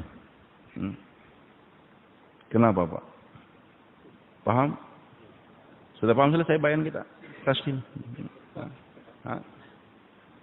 Abu Bakar katakan bahwa anak-anak panah kalian lebih mulia anak. Kenapa? Musuh kita panah mati dia. Masuk apa? Masuk neraka. Jadi panah kita telah menghantarkan musuh ke dalam api neraka. Sekarang musuh panah kita mati, teman kita masuk apa? Surga. Jadi anak panah yang musuh menghantarkan kita, teman kita ke surga. Kalau gitu jangan bikin panah, kita bikin juga. Tapi jangan sampai niat kita untuk menghantarkan orang ke neraka. Makanya belajar dakwah dulu baru belajar mana. Jangan dialihkan sekarang markas dakwah jadi markas pemanah, jangan. Jangan dirubah markas dakwah jadi markas pemanah, tidak. Silakan belajar mana. Bahkan saya katakan dengan teman-teman di Banjarmasin, di Bentok sana. Ajar mana. Bahkan kita minta orang brimob yang mengajari kita nembak. Jangan dari alumni Afghanistan, jangan. Ustaz Sapri jangan diminta ke Banjarmasin mengajarkan mana nembak. Nanti dicurigai. Kita minta saja dari brimob sana. Kan silakan. Maksudnya ini markas dakwah, markas bagaimana kita menghantarkan orang ke neraka, ke surga, Pak. Jangan sampai nanti kita di markas sibuk mana-mana niatnya mau menghantarkan orang ke neraka, jangan. Maaf. Maka hadirin subhanahu wa ta'ala, Nabi SAW ingin bagaimana orang dihantarkan ke mana? Ke surganya Allah. Sekali, satu itu yang dibunuh. Nabi SAW tidak menghantarkan orang ke neraka, menghantarkan ke mana? Ke surga. Bagaimana caranya menghantarkan orang ke surga? Dengan akhlakul karimah, dengan akhlak. Maka Wahsy dikirim surat berkali-kali sampai 3 kali. Akhirnya Wahsy katakan, baik, saya akan datang. Tapi Wahsy tahu, saya ini sedang di target, akan target operasi, di TO nih. Kalau sahabat lihat, pasti saya akan dibunuh. Dan Nabi sudah katakan, Wahsy akan ketemu Wahsy dibunuh. Maka Wahsy datang pakai cadar dia. Datang menghadap Nabi SAW pakai cadar. Nabi tahu, sahabat nggak tahu dia. Kemudian dia ucapkan syahadah di hadapan Nabi SAW. Setelah ucapan syahadah, aman, baru dia buka. Sahabat kaget, ini Wahsy? Maka Nabi minta, Wahsy, tolong ceritakan bagaimana kau bunuh pamanku dulu. Wahsy cerita, Nabi nggak kuat nangis. Tapi Nabi katakan, Wahsy, Allah telah terima Islamnya kamu. Tapi saya minta, setiap aku bayar, aku ceramah, tolong berada di belakangku saja. Di belakang. Jadi hadirin, dan Wahsy pun dengan akhlaknya Nabi SAW terkesan masuk Islam. Dan dia taat. Di mana majelis, dulu rindu ingin jumpa Nabi SAW. Rindu lihat wajah Nabi SAW. Tapi ketaatan di atas daripada kerinduan. Dia berada di belakang Nabi kita Muhammad SAW. Dan Wahsy tetap ingin menggembirakan Nabi dalam kehidupan. Bagaimana saya menggembirakan Nabi SAW? Dicari caranya. Hadirin subhanahu wa ta'ala, sampai Nabi meninggal dunia. Belum sempat Wahsy. Tapi Wahsy ingin membalas. Dulu saya menyakiti hati Nabi. Sekarang saya ingin bagaimana saya menggembirakan Nabi SAW. Meninggal Rasulullah SAW. Banyak orang yang murtad. Di antara Musailamatul Kadzdzab. Maka Wahsy gabung bersama tentara di kalian Abu Bakar As-Siddiq bersama Khalid bin Walid juga. Pergi ke Musailamatul Kadzdzab. Maka yang dia bidik cuma ini saja. Sebagaimana dia membidik Hamzah. Waktu perang Uhud sekarang dia bidik hanya siapa? Musailamah saja. Dengan lembing yang sama. Dia cari mana Musailamah. Itu dia langsung dilemparkan dengan lembing tadi, mati. Maka dia sujud syukur. Ya Allah, sekarang aku bayar. Dulu dengan lembing ini aku telah membunuh orang yang paling dicinta oleh Rasulullah SAW. Sekarang aku bayar untuk membunuh orang yang paling dibenci oleh Rasulullah SAW. Jadi hadirin subhanahu wa ta'ala, Islam akan tersebar kepada orang lain dengan apa? Dengan akhlak. Maka sekarang ini yang kita kekurangan kita, kekurangan akhlak kita dengan sesama. Hadirin Nabi kita Muhammad SAW menjelaskan, iman itu bid'un wa sab'una syu'batan. Dan 73 atau 79. Yang paling tinggi la ilaha illallah. Paling rendah menyingkirkan duri dari jalan. Jadi sebagaimana beriman pada Allah itu adalah iman. Menyingkirkan duri juga. Jangan sampai orang jelek itu adalah juga beriman. Kita mencuci WC kita itu juga iman, Pak. Membuang sampah itu adalah iman. Salat kita menangis, iman. Senyum kepada istri juga adalah beriman. Senyum kepada datang, ini iman, lengkap. Dulu waktu kita di markas lama, Pak, duduk-duduk kita. Satu orang datang langsung kencing dia ke WC. Pulang dari kencing dia nanya, Pak, ini masjid apa, Pak? Dulu kita masih di Kebun Jeruk sana sama-sama. Kita jelaskan, ini masjid dakwah, Pak. Emangnya kenapa, Pak? Saya sudah biasa mampir di masjid-masjid di Jakarta ini untuk kencing, sholat juga. Rata-rata WC-nya jorok. Tapi kenapa kalau di masjid ini masjidnya bersih? Apa WC-nya bersih? Karena waktu itu teman khidmat, semangat. Per daerah, satu daerah membersihkan. Dikasih wipol, kasih apa segala WC-nya. Jadi dia bukan terkesan dengan bayannya sipulan-sipulan, tapi terkesan dengan WC yang bersih di Kebun Jeruk. Diceritakan, akhirnya dia keluar 40 hari. Di hidayah 40 hari, karena lihat WC Kebun Jeruk waktu itu bersih. Hadirin Allah Subhanahu wa ta'ala. Kalau akhlak seperti itu ada, Pak, pada alim ulama kita, senang mereka.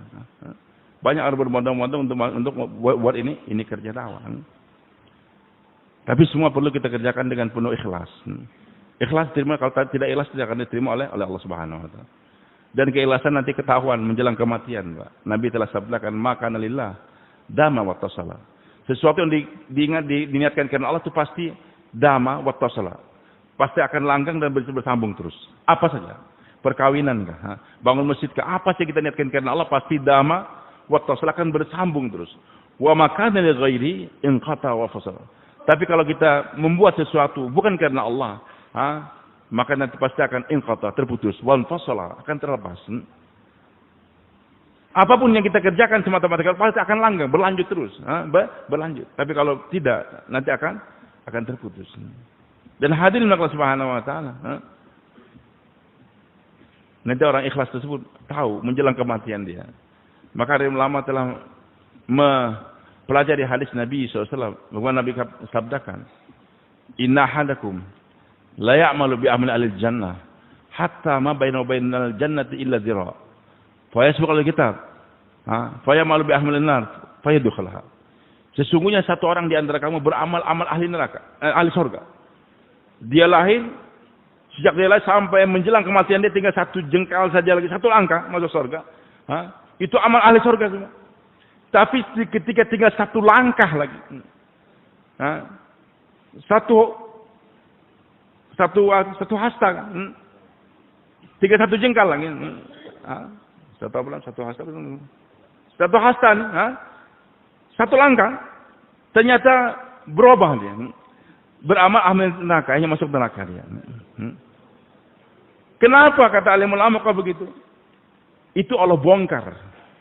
Amal dia yang lama, sekian lama tadi lahir sampai menjelang kematian adalah karena dia beramal semua tidak ikhlas. Jadi orang yang beramal enggak ikhlas pasti sebelum dia mati Allah akan bukakan. Tapi kalau dia semata-mata karena Allah, nanti Allah akan perlihatkan. Walaupun dia meninggal dunia sudah, tetap nanti Allah perlihatkan bahwa dia adalah orang yang mukhlis. Maka kita beramal semata-mata karena Allah Subhanahu. Berjuang, musuh dikejar, jatuh. Tinggal nusuk saja lagi.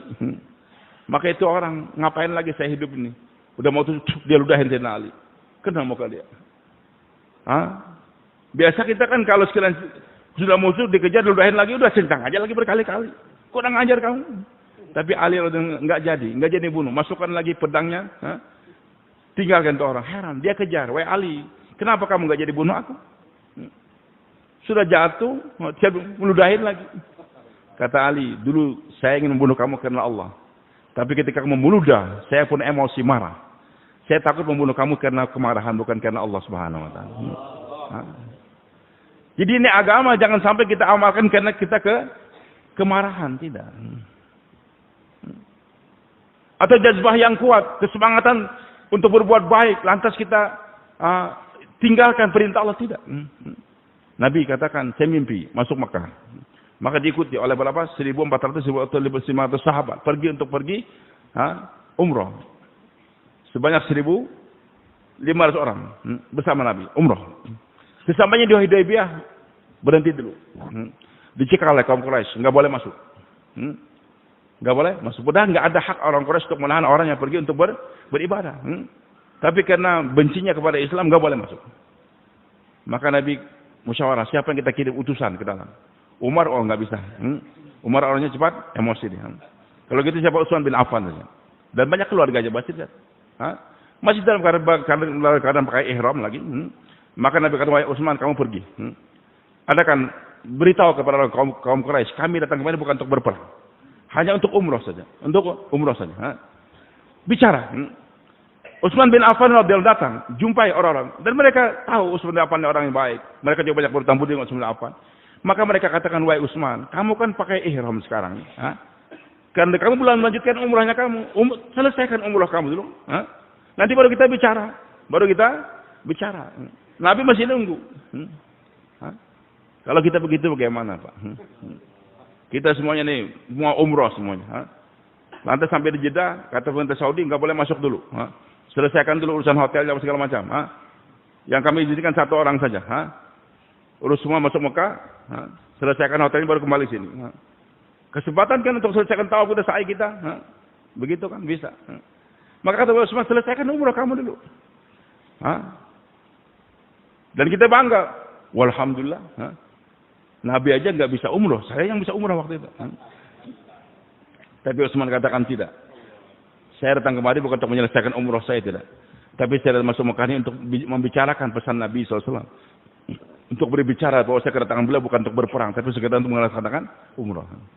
Jadi kesemangatan untuk melaksanakan umrah tersebut, hadirin, Tetap Utsman bin Affan tidak mau mengalahkan kerja yang telah diberikan oleh Nabi kita Muhammad sallallahu alaihi wasallam. Maka dulu banyak rata-rata jamaah Pakistan setahun akhirnya di Mekah. Tapi kebanyakan ketika mereka gerak setahun kurang konsentrasi, ngurus haji, ngurus umrah saja. Maka Syekh Abdullah katakan, sudah, jamaah setahun ngurus setahun saja. Jangan dicampur dengan haji. Jangan campur dengan haji. Khusus umrah saja. Khusus dakwah saja. Nanti berikutnya baru bentuk jamaah haji sendiri. Begitulah orang yang lewat. Bagaimana kami ini akan pergi ke negara sana. Ada kesempatan untuk transit beberapa hari untuk umrah. Kita semangat begitu. Masih katakan jangan, selesaikan dakwah kamu. Nanti ke berikutnya baru kita datang untuk umrah. Saleh Mukbil, Amir Yaman, dia cerita. Dulu pertama kali saya ke Pakistan, senang. Bahkan lihat ternyata di Pakistan orang jual shawl banyak nih, jual selendang banyak. Harganya murah di Pakistan dan di India dibanding dengan di Yaman. Maka selesai sudah 4 bulan. Boleh berpikir kalau saya beli ini shawl banyak, saya pulang ke Yaman, modal saya kembali. Maka beliau bilang, kalau Masya, alhamdulillah 4 bulan saya sudah selesai, sudah bayar tangguh, boleh nggak saya beli ini shawl ini banyak ini untuk bawa ke Yaman? Masih katakan jangan. Kau pulang dulu, Karkuzari, selesai baru datang lagi ke Pakistan untuk beli, jual. Dan beliau taat. Hanya dua-duanya terjaga. Jadi jangan dicampurkan dulu antara bisnis dengan lain. Kalau Anda pergi haji, dibolehkan oleh Allah Subhanahu wa taala. Tapi kalau untuk dakwah, Nabi telah sabdakan, man akhlasallah arba'ina yauman la yabi wa la yashtari.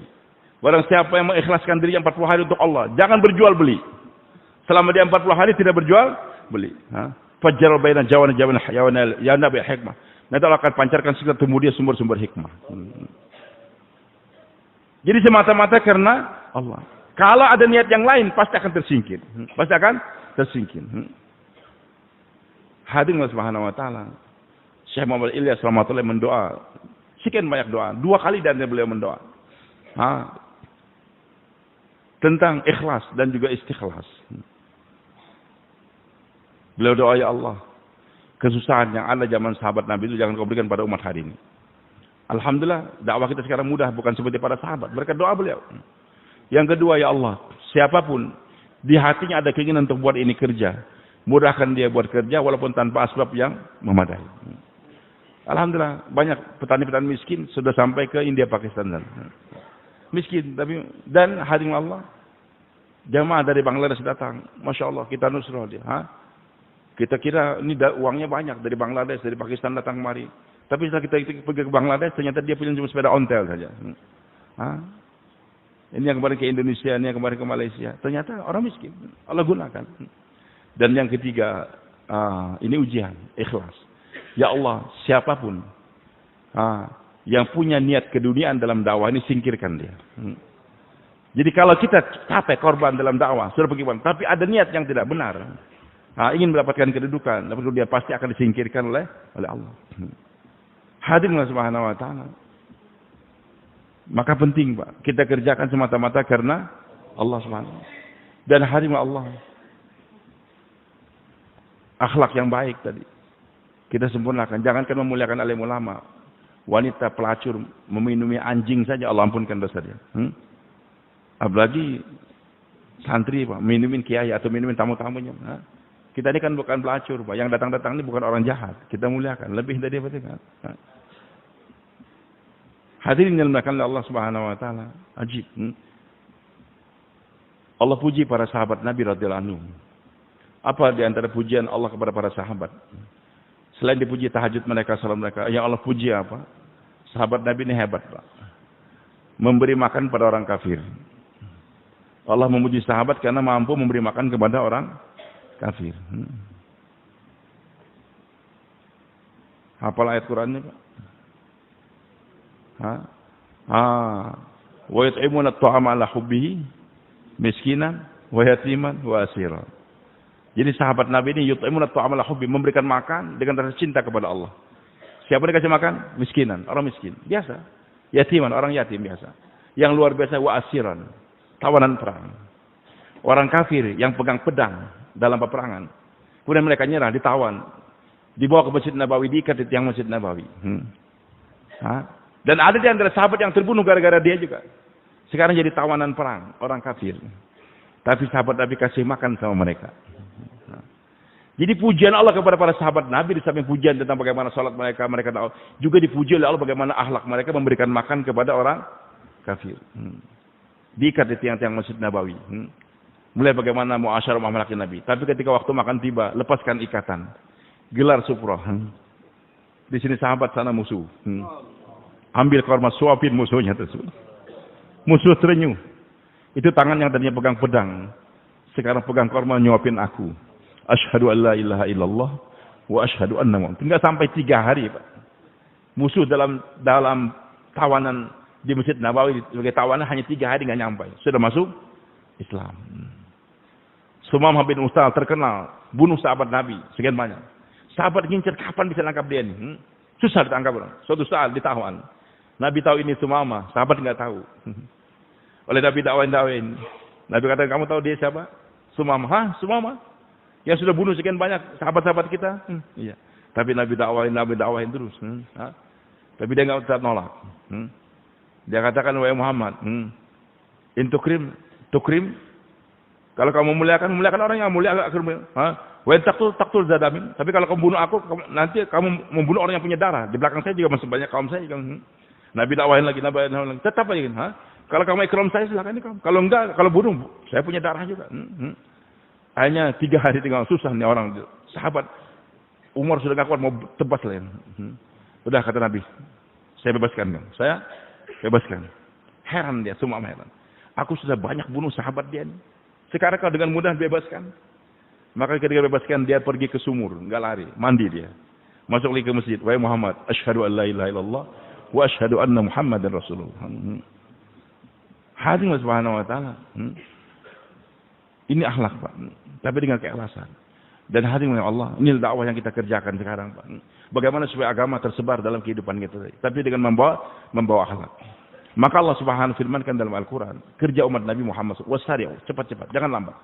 Ila maghfiratin min rabbikum wa jannal ardu as-samu u'iddat lil muttaqin. Siapa orang akan mengejar itu surga? Alladzina yunfiquna fis sarra wad dharra. Berinfak untuk hadirin Allah Subhanahu wa taala. Berinfak dalam Islam, anfiqu fi, kebanyakan infak itu infak untuk perjuangan di jalan Allah. Berinfak kepada orang miskin, orang fakir miskin juga itu berinfak juga. Tapi infak dalam Al-Quran, kebanyakan anfiqu fi sabilillah wa la tulqu bi aydikum la, berinfak untuk memperjuangkan agama Allah. Berjuang agama Allah.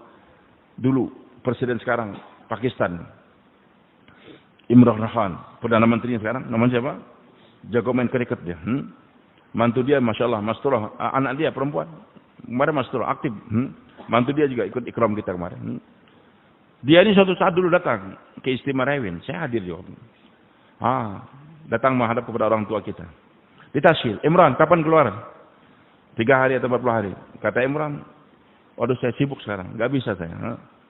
Tapi alhamdulillah selama hidup saya sekarang, dulu waktu dia dulunya, saya sudah banyak berbuat, berinfak untuk agama. Apa yang kamu kerjakan? Saya sudah bangun masjid, yatim piatu, bahkan bangun rumah sakit Islam dia. Banyak kebaikan. Maka masyarakat kita katakan, wahai Imran, selama ini kamu telah membantu umat Islam. Kamu belum membantu Islam. Kamu telah banyak berinfak untuk memberi makan kepada umat Islam. Tapi kamu belum membantu Islam. Kan dengan ikram itu kita membantu umat Islam. Mudah-mudahan dia masuk. Tapi yang diinginkan juga bagaimana kita membantu Islam. Heran. Dia katakan, saya belum pernah dengar kata-katanya daripada ulama. Bagaimana?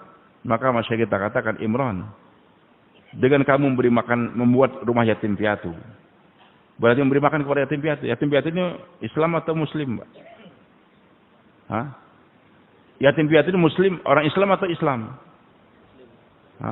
Orang Islam kan? Muslim. Baik. Dengan kita memberi makan kepada anak yatim piatu, berarti kita membantu umat Islam. Ini masjid dibangun nih. Dengan kita membangun masjid, untuk apa kita bangun masjid ini? Ini kipas angin, lampu, untuk apa? Untuk umat Islam kan? Sebenarnya umat Islam bisa sholat tanpa bangunan masjid. Nabi sabda, lihat lihat masjid wa tahuran. Untuk aku dan umatku dijadikan ini bumi masjidan, tempat sholat. Dapat bisa untuk bersuci.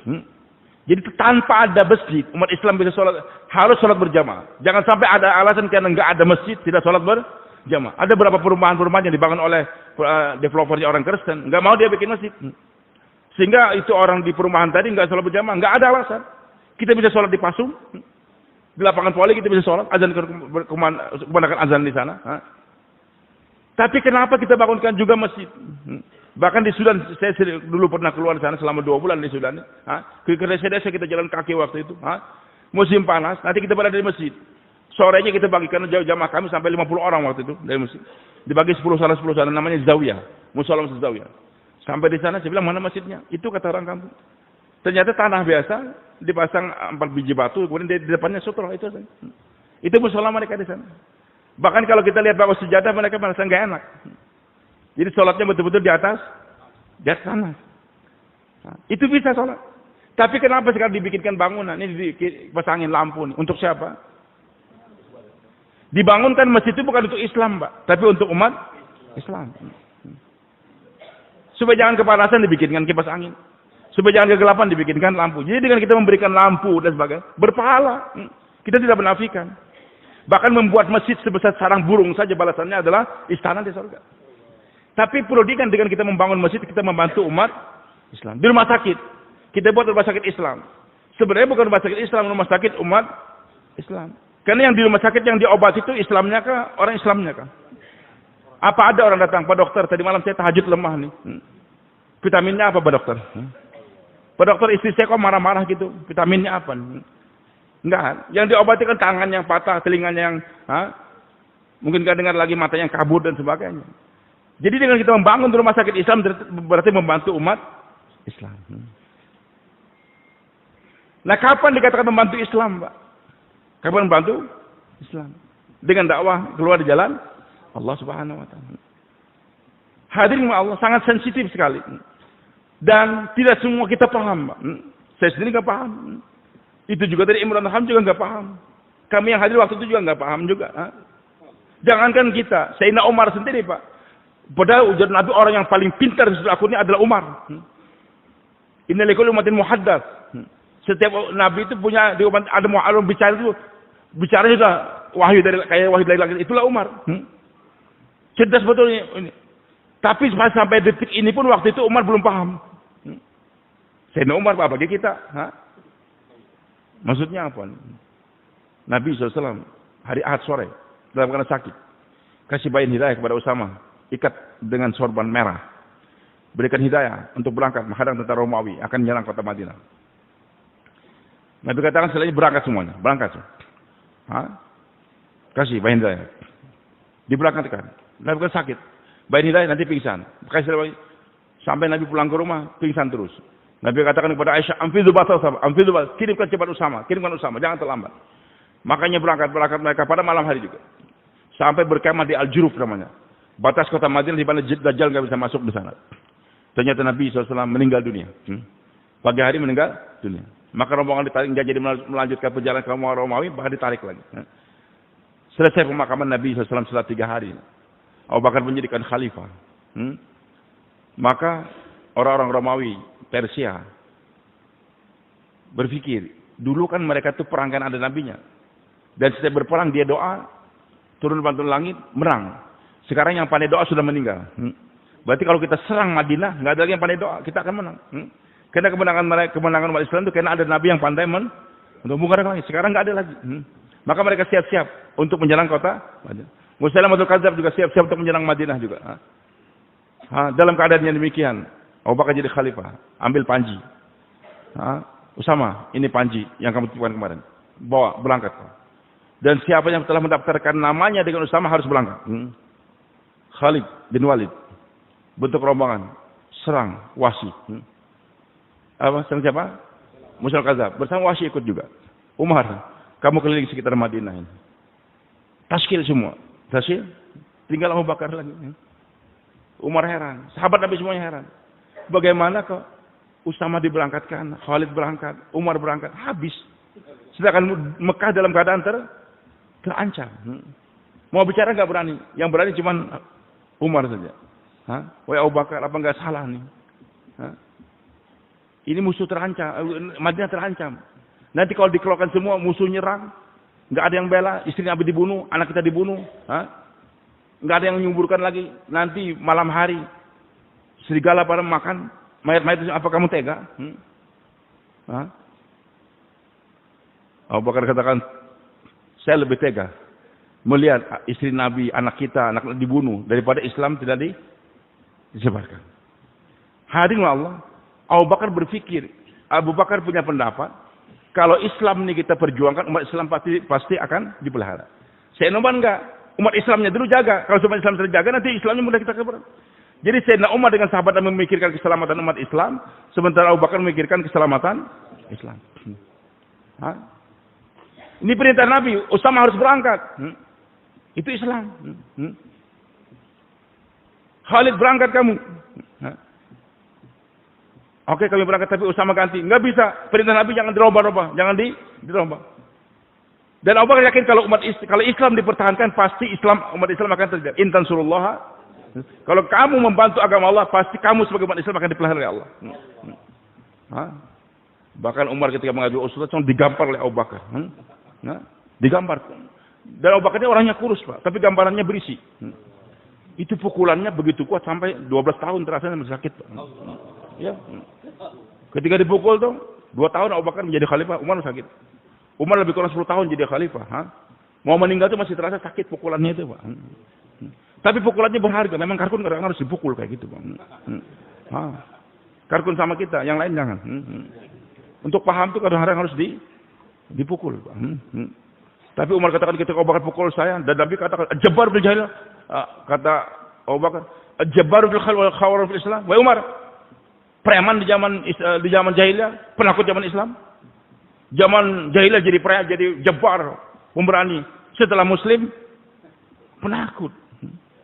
Sebelum Karkun, minum mana-mana dakwah. Minum, mabok, berani sekali, nantang. Tapi setelah Karkun, Pak, kapan jualan pertama, Pak? Hikmah. Itu bukan hikmah, namanya penakut namanya. Pakai merombongan keancausan. Oh jangan, di sana banyak preman. Hikmah apaan itu? Ikrimah katakan, di mana tempat saya dulu menantang kamu ya Rasul, akan saya sebarkan agama di sana. Saya akan bayar. Wahsy bayar. Begitu pula siapa Umayyah bin Wahab yang telah kasih racun pedangnya untuk bunuh Nabi SAW. Tapi masuk Islam katakan, ya Rasulullah, di tempat-tempat saya itu menyebabkan batil, saya akan sebarkan Islam di sana. Bersedia Karkun kayak gitu, Pak? Dulu kita berani, Pak. Minum, mabok, main judi. Di tempat sana kita harus berani juga jauh lah. Berani juga tahu. Hadirin maka subhanahu wa ta'ala. Maka Umar ketika digampar, dia lihat cahaya.